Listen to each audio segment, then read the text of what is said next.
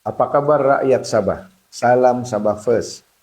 Hari ini saya akan menjawab kenyataan rekan saya yang berhormat Saudara Anthony Luke yang mengatakan saya hanyalah bermain wayang politik, hanyalah memainkan sentimen 40% dan tidak menghadiri mesyuarat khas kabinet yang dipanggil untuk membincangkan isu 40% ini.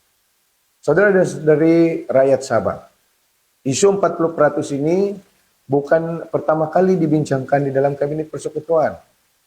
Pernah dibincangkan pada liwat tahun 2022, pernah dibincangkan pada tahun 2023, pernah dibincangkan pada tahun 2024, dan selepas keputusan Mahkamah Tinggi Kota Kinabalu pada 17 Oktober 2025, kita juga mengadakan perbincangan dalam kabinet pada minggu yang seterusnya, yaitu pada 24 Oktober.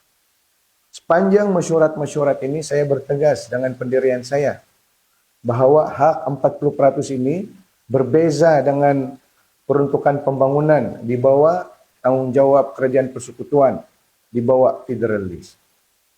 Sepanjang tempoh 3 tahun ini, jawapan yang diberikan kepada saya adalah sama dengan jawaban yang diberikan di Gaya Street.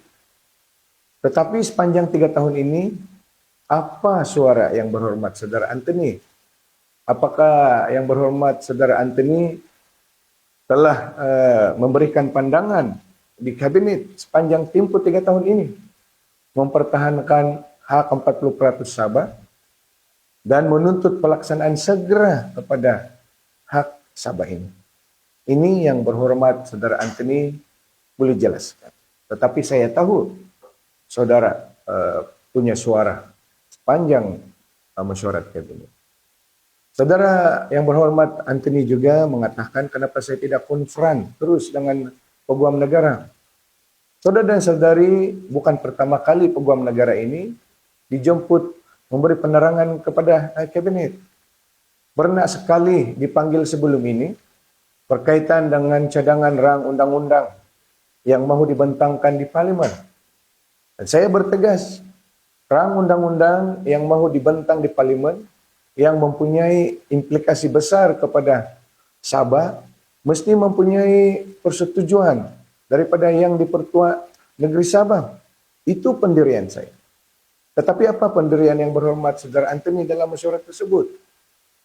Sebab itu saya memilih meletak jawatan dan membawa aku keluar daripada Pakatan Harapan karena saya mahu memberi mesej yang keras dan tegas kepada kamu, kepada Kerajaan Persekutuan, kepada yang berhormat Perdana Menteri. Selama ini banyak ahli-ahli Parlimen Sabah bertegas dalam ucapan perbahasan mereka di Parlimen. Mungkin ketegasan itu tidak cukup keras buat kamu, mesejnya tidak cukup tegas buat kamu.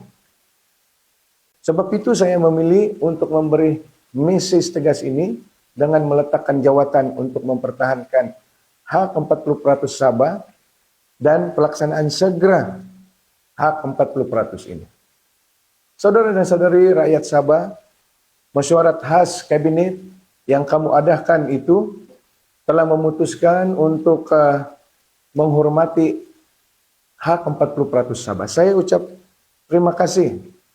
Tetapi mesyuarat yang sama juga kamu putuskan untuk merayu sebahagian daripada alasan penghakiman Mahkamah Tinggi Kota Kinabalu 17 Oktober tersebut. Ini merupakan notice of appeal, notis rayuan yang kamu failkan di Mahkamah Rayuan pada 13 November baru-baru ini.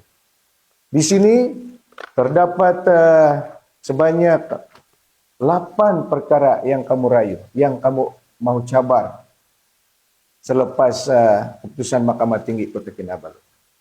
Tugas yang berhormat Saudara Anthony sekarang adalah menjelaskan ke-8 perkara ini.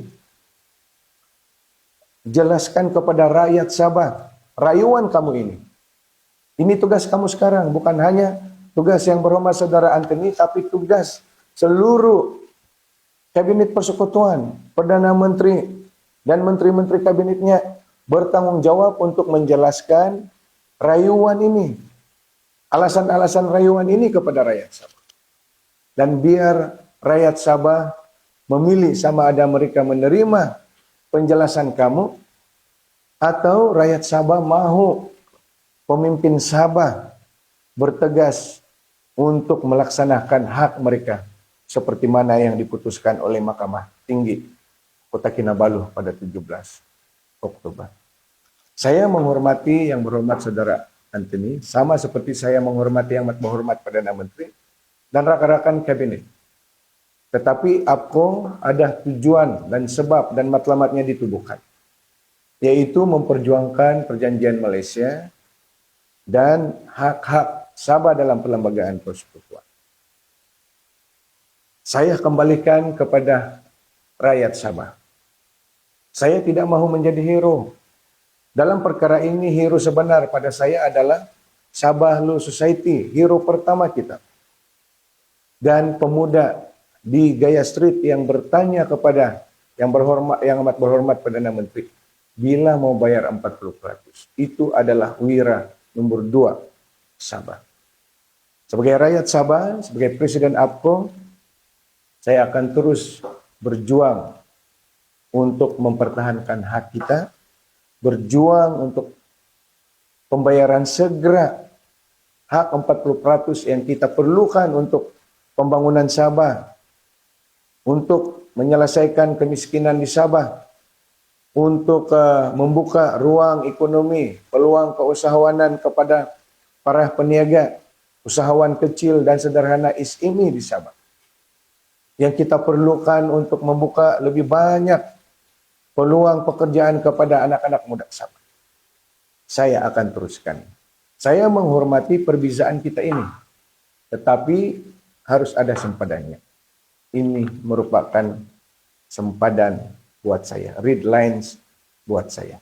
Saya doakan yang berhormat Saudara Anthony dan rakan-rakan kabinet supaya terus diberi kesehatan, kesejahteraan untuk memimpin negara kita, memimpin persekutuan Malaysia, dan seterusnya dapat menunaikan, mengembalikan hasil Sabah kepada rakyat Sabah.